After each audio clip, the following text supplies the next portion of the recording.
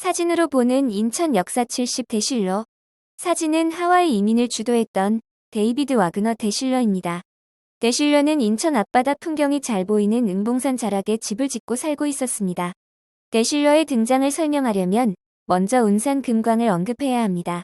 1895년 알렌의 주선으로 운산 금광의 채굴권이 모우스에게 넘어갔으나 모우스는 자본 부족으로 다시 채굴권을 헌트와 파세트에게 1897년 3만 불에 양도하였습니다.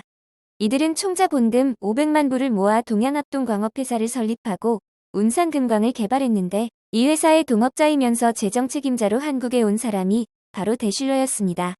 대실러는 1896년에 한국에서 알렌을 만났습니다. 이 만남은 대실러에게 재화를, 알렌에게는 신분 상승을 가져다 주었습니다. 대실러는 당시 주한 미국 공사관에서 서기관으로 근무하는 알렌을 자신의 인맥을 동원하여 주한 미국 공사로 임명되게 하였습니다. 이것을 계기로 알렌은 대실러의 능력을 높게 평가했으며 대실러의 후원자가 되었습니다. 알렌은 1900년대 초에 하와이 사탕수수 농장주협회로부터 한국인의 하와이 이민을 청탁받았습니다. 하와이의 사탕수수 농장주들은 처음에는 중국인 노동자를 고용하였으나 1882년에 중국인 이민금지법이 통과된 후에는 일본인을 고용하였습니다. 일본인이 일자리를 찾아 대규모로 이주하면서 하와이 전체 인구의 40%에 육박하였습니다. 그러나 일본인 노동자들 또한 다른 직종을 찾아 점차 사탕수수 농장을 떠나기도 하고 부당한 처우에 대한 불만으로 잦은 동맹 파업을 일으켰습니다. 이때 사탕수수 농장주들은 한국에 진출한 광산업자들로부터 한국인 노동자들에 대한 소문을 듣게 되고 한국의 노동력에 탐을 내게 되었습니다. 알렌은 고종을 설득하여 하와이 이민을 성사시켰고 고종은 여권 발급기관인 수민원각이 설립하며 하와이 이민을 지원하였습니다. 이제 사람을 모집하고 이를 하와이에 보내면 되었는데 이 업무는 간단한 것 같았지만 미국의 엄중한 법망을 뚫어야 되는 어려운 작업이었습니다. 처음에는 타운샌드를 지명했으나 타운샌드가 이를 거부하자 대실러에게 이것을 전담하게 하였습니다. 대실러는 자신이 살고 있는 내동 저택을 운산금광을 경영하는 동양합동광업회사의 본사로 이용했는데 이곳에 다시 이민자 모집을 위해 동서개발회사를 설립했습니다. 또 이주자의 모집과 운송에 따른 재정 문제를 관리하는 대실러 은행을 같은 장소에 설립했습니다. 이것으로 대실러의 주택에는 2개의 회사와 하나의 은행이 업무를 보게 되었습니다. 알렌은 대실러가 이러한 하와이 이민을 주도하면서 상당한 양의 수수료를 챙길 수 있도록 도와주었는데 이것은 자신을 주한 미국 공사가 되게 해준 것에 대한 보답이었습니다. 초기 이민자 모집은 순탄하지 않았습니다. 당시 여론이 이민에 대해 결코 호의적이지 않았습니다. 이때 발벗고 나선 인물이 있었는데 메리교회 목사였던 존스였습니다.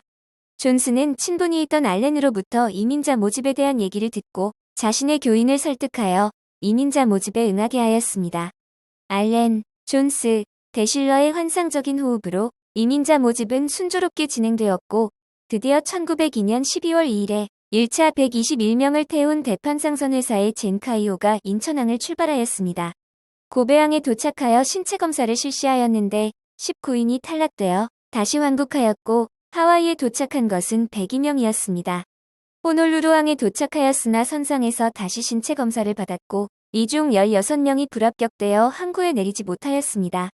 결국 하와이에 도착한 인원은 86명이었습니다. 이후 1905년에 일본의 반대로 이민이 금지되기까지 총 7,226명이 하와이로 이민하였습니다.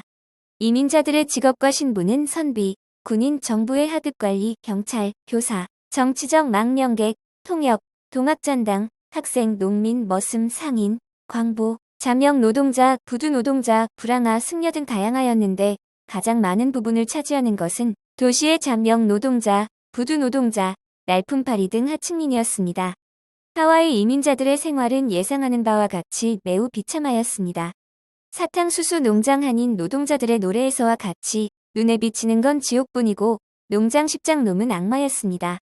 뜨거운 햇빛 아래 고된 노동으로 받는 한 달 급여는 16에서 18달러였고 이 중에 식사료 6달러, 세탁비 1달러가 나갔습니다. 새벽 4시 30분에 기상해서 아침 식사를 하고 6시부터 4시 30분까지 일을 했습니다. 점심시간 30분을 제외하면 꼬박 10시간 동안 일을 하는 것이었습니다. 일하는 동안 관리자는 채찍을 들고 다니며 감시했습니다. 하와이 동포들은 이러한 가혹한 노동 여건 아래에서도 자금을 모아 독립운동을 지원하였는데 1919년의 10월에는 34,034달러 5센트를 모아 만주 독립군에게 보냈습니다. 이후 하와이 국민회는 300만 달러가 넘는 독립운동 자금을 거두어 대한민국 임시정부에 전달하였습니다.